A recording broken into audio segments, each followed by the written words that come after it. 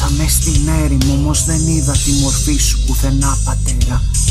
Για χρόνια, για μήνες, για μέρες, για ώρες περιπλανιέμαι ακόμη άσκοπα σαν γνώστης χώρες.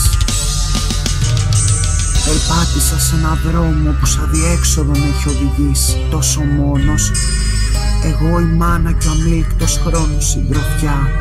Απ' έξω κοιτούσα διάφορα ο κόσμος, η πίστη μας μοναδική παρήγορη λύση. Απορώ πως και τούτη η δόλια ακόμα κρατάει ισορροπία σε ένα πεντωμένο νήμα που κοντεύει να μας διαλύσει.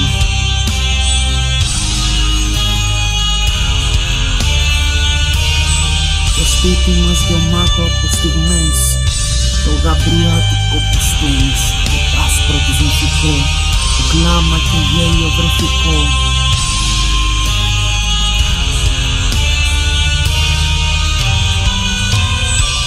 Έψαχνα παιχνίδι, μα βρήκα χαλασμό. Σ' αυτό το βούρκο με τη λάσπη γεννιέται η απόγνωση και μια νύατη αρρώστια που κυλά στο αίμα μου, ξαναζητώντας το κατάλληλο πάντα γιατρικό.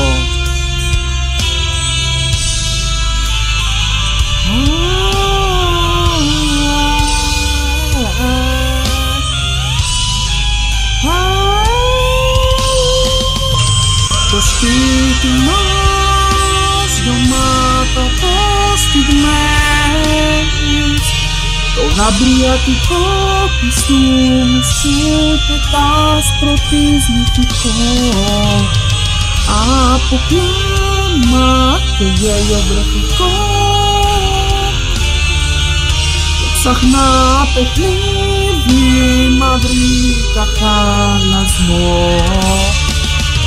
Σ' αυτό το βούρκο με τη λάσπη γεννιέται η απόγνωση και μια νύατη αρρώστια που κυλά στο αίμα μας, αναζητώντας το κατάλληλο πάντα γιατρικό.